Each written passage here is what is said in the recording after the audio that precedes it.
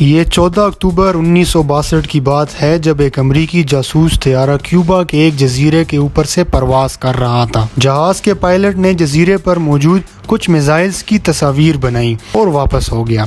یہ میزائل وہاں کس لیے لگائے گئے تھے اور کہاں سے آئے تھے؟ ان میزائلز کی وجہ سے کیسے سوویت یونین اور امریکہ کے بیچ ایک نیوکلیئر وار ہوتے ہوتے رہ گئی؟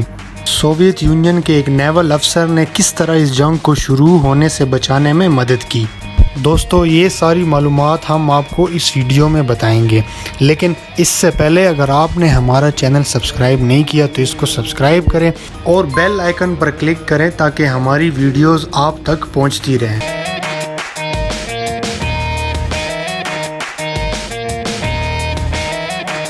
نائنٹین 59 میں فیڈل کاسٹرو کی حکومت نے کیوبا کا کنٹرول سنبھالا۔ فیڈل کاسٹرو کی حکومت جو کہ ایک کمیونسٹ حکومت تھی اور امریکہ کے لیے خطرے کا باعث بن سکتی تھی، یہی سوچ کر امریکہ نے اس حکومت کو گرانے کا فیصلہ کیا۔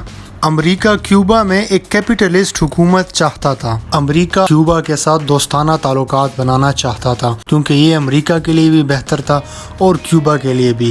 ایسی سوچ تھی امریکی حکومت اور امریکی صدر جان ایف کینیڈی کی۔ لہٰذا 17 اپریل 1961 کو امریکہ نے فیڈل کاسٹرو کی حکومت گرانے کے لیے کیوبا پر حملہ کر دیا تھا۔ یہ حملہ امریکہ نے کچھ باغیوں کی مدد سے کیا تھا اور اس کو بے آف پگز انویژن کے نام سے بھی یاد کیا جاتا ہے۔ اس کا ذکر ہم آپ سے اپنی اس ویڈیو میں کر چکے ہیں۔ اس حملے کے نتیجے میں امریکہ کو بری طرح شکست ہوئی اور فیڈل کاسٹرو مزید مضبوط ہوئے۔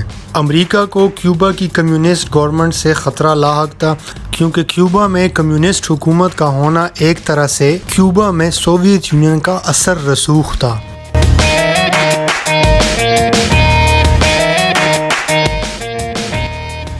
ان خطرات کو دیکھتے ہوئے سوویت یونین نے کیوبا کی مدد کرنے کا فیصلہ کیا اور انہیں کچھ میزائلز فراہم کیے۔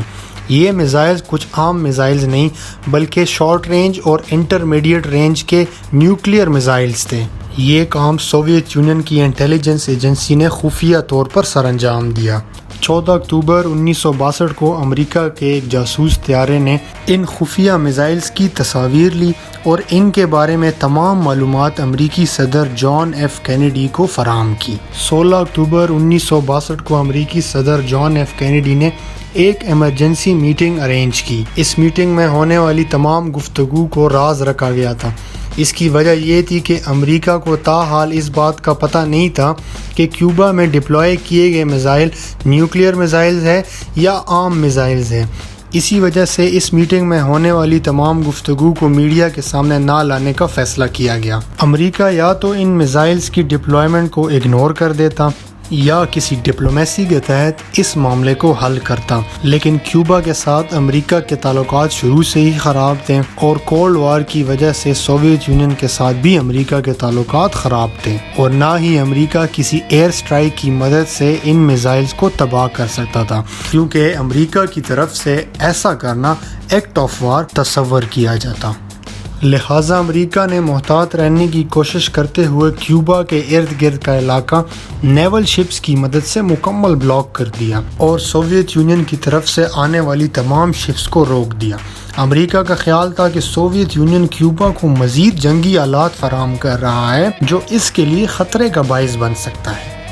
25 اکتوبر کو یونائٹڈ نیشن سیکیورٹی کونسل کے اجلاس میں امریکہ نے وہ تصاویر جو اس کے جاسوس طیارے نے بنائی تھی پبلک کرتے ہوئے اس کی شدید الفاظ میں مذمت کی۔ 27 اکتوبر کو امریکی صدر جان ایف کینیڈی نے سوویت یونین کے وزیر اعظم نکیتا کروزچیف کو ایک خط لکھا جس میں انہوں نے لکھا تھا کہ امریکہ کیوبا کے گرد بلاکیڈ اس شرط پر ہٹانے کے لیے تیار ہے اگر سوویت یونین کیوبا سے میزائل ہٹا دے، اور ساتھ میں اس بات کی بھی یقین دہانی کرائی کہ امریکہ کیوبا پر دوبارہ حملہ نہیں کرے گا۔ 27 اکتوبر کو ہی امریکہ کا ایک U-2 جاسوس طیارہ جو کہ کیوبا کے شہر بینز کے اوپر سے پرواز کرتے ہوئے ایک سرفیس ٹو ایئر میزائل کا نشانہ بنا۔ امریکہ کے اس جاسوس طیارے کے تباہ ہونے کے بعد سوویت یونین اور امریکہ کے بیچ تعلقات مزید خراب ہو گئے۔ 27 اکتوبر کو ہی US نیوی کے ایک شپ نے سوویت یونین کے ایک سب میرین پر اٹیک کیا۔ اس سب میرین کی کمانڈ 3 نیول آفیسر کے پاس تھی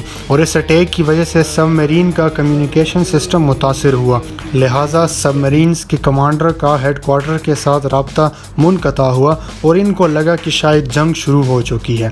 اس دوران سب میرین کے کمانڈر نیوکلیئر ویپن لانچ کرنے ہی والے تھے کہ ایک کمانڈر ویسیلی الیگزینڈرووچ نے باقی 2 ساتھی کمانڈر کو ایسا کرنے سے روکا، اور اگر یہ نیوکلیئر ویپن لانچ ہو جاتے تو جنگ شروع ہونے کے امکانات کافی بڑھ جاتے۔ نکیتا کروشچیف نے امریکی صدر کو خط لکھ کر مطالبہ کیا کہ کیوبا سے میزائل اس شرط پر ہٹانے کو تیار ہیں اگر امریکہ ترکی میں اپنے ڈپلوائے کیے ہوئے میزائل ہٹائے گا۔ شروع میں امریکی صدر جان ایف کینیڈی نے اس مطالبے کو مکمل طور پر اگنور کیا، لیکن پھر انہی دنوں میں U S attorney general Robert Kennedy اور سوویت یونین کے سفیر کے درمیان ایک ملاقات ہوئی، اور اس خفیہ ملاقات میں اس بات پر رضامندی ظاہر کی گئی کہ امریکہ ترکی سے اپنے میزائل ہٹائے گا اور اس کے بدلے میں سوویت یونین کیوبا سے اپنے میزائل ہٹائے گا، اور امریکہ کیوبا پر حملہ کرنے کی کوشش نہیں کرے گا۔